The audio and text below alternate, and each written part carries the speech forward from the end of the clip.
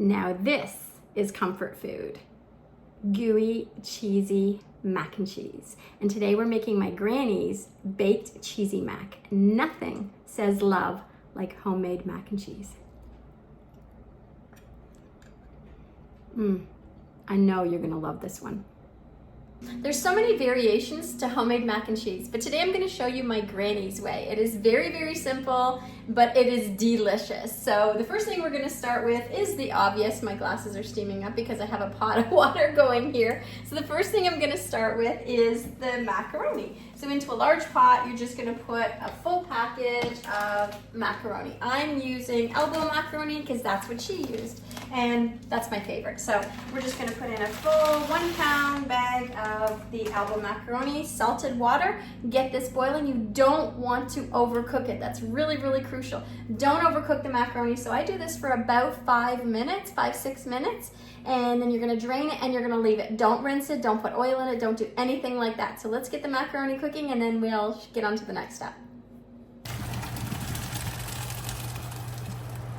All right, the macaroni is cooked and drained. So in a very large pot here, I've got about a 1/4 cup of butter that I'm just melting down here.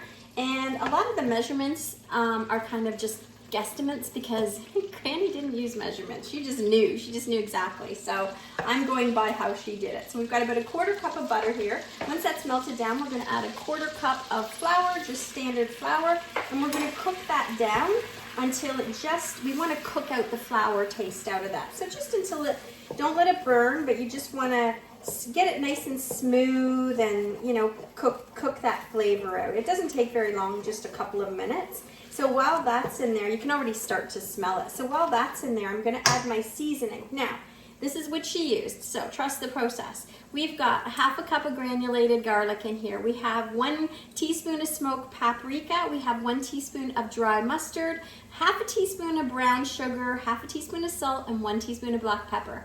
That's what she put in. Trust the process. So we're going to add that in there and get all of our seasonings cooked in with the flour mixture, because this is just going to help thicken everything up. But oh man, does it ever taste good. I'm telling you.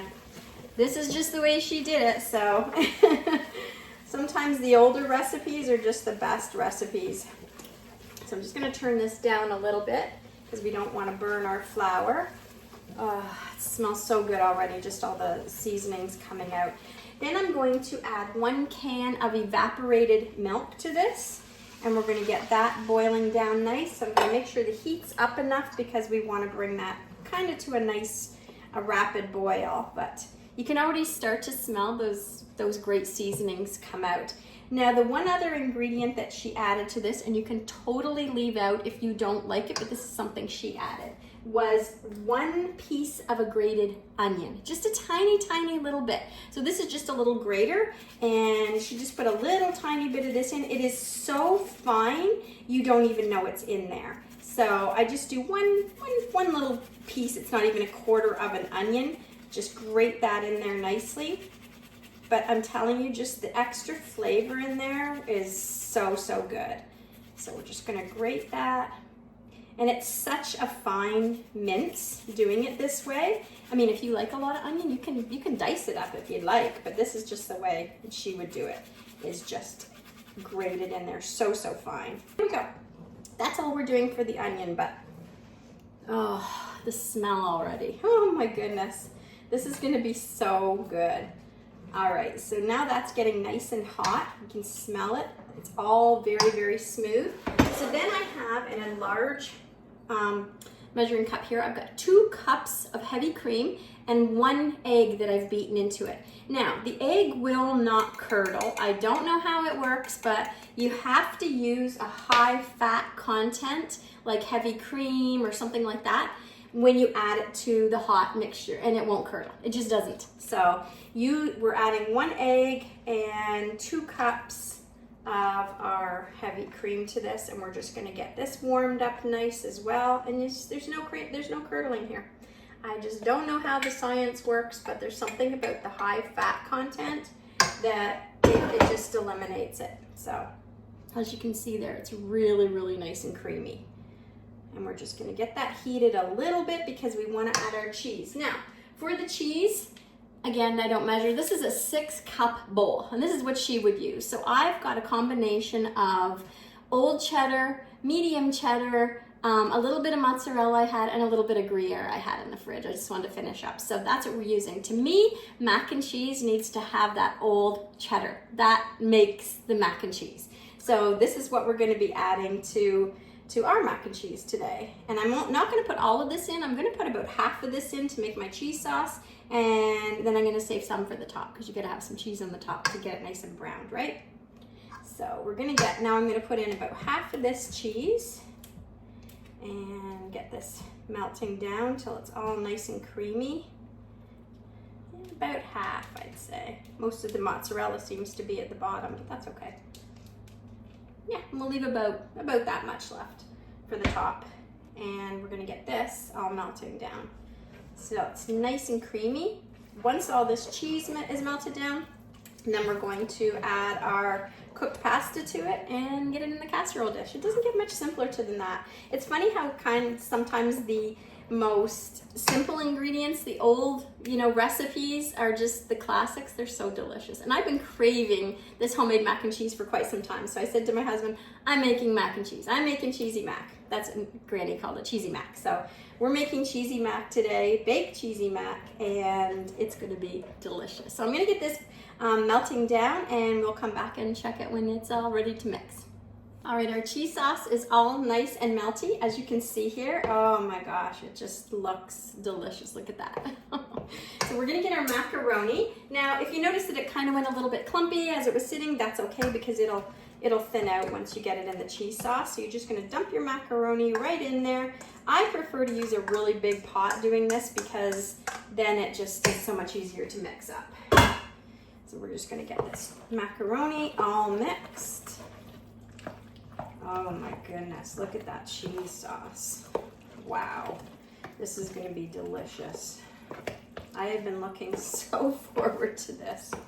And as you can see, there's our creamy mac. Now you could technically eat it like this if you didn't want to bake it, but to me it has to be baked. So we're gonna get this in a casserole dish and we're gonna get it in the oven. But there's one more thing we have to do that just makes this mac and cheese.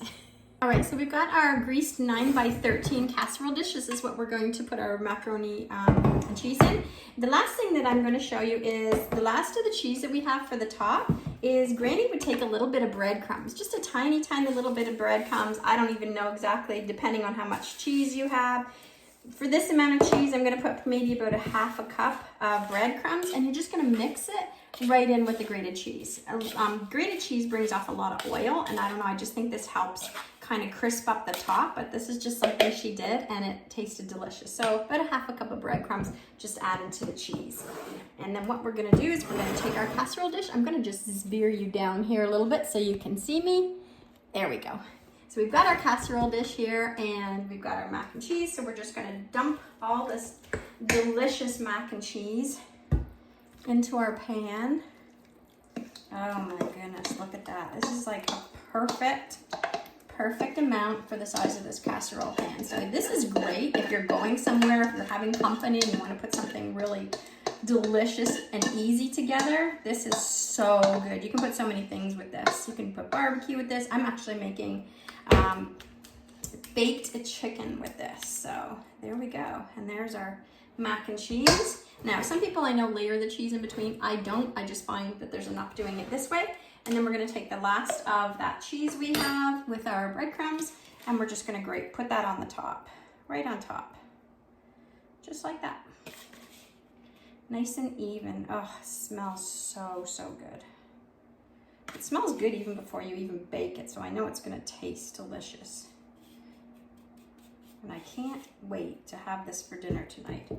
All right, so then we're just gonna do that. Now I'm gonna cover it with some foil. I'm gonna bake it in the oven for about 30 to 40 minutes, and because really everything's cooked, and then I'm gonna put it on, take the foil off and put it under the broiler for just a couple minutes to brown up the top. So we're gonna get this cooking and we'll come back and try some. All right, so our mac and cheese is finished. It baked in the oven I had it in there for about 40 minutes and then I just browned it at the end. So I'm gonna get my oven mitts because it is smoking hot, but it smells delicious. I cannot wait to dig into this. I'm gonna show you, look at that. Cheesy, hot goodness. Oh, so creamy, so delicious. So we're gonna dish up a little bit of this and give it a taste test, even though I know it's going to be very, very, very hot. So let me just veer you down a little bit here so you can see what we're digging into.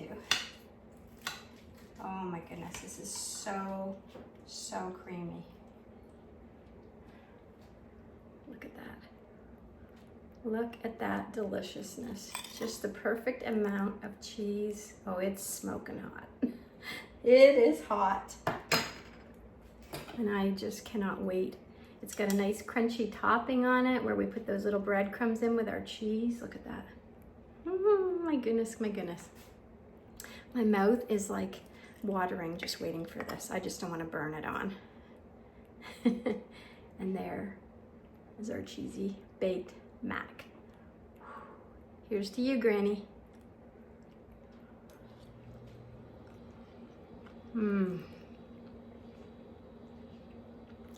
I tell you, that is a hug and a plate of comfort food.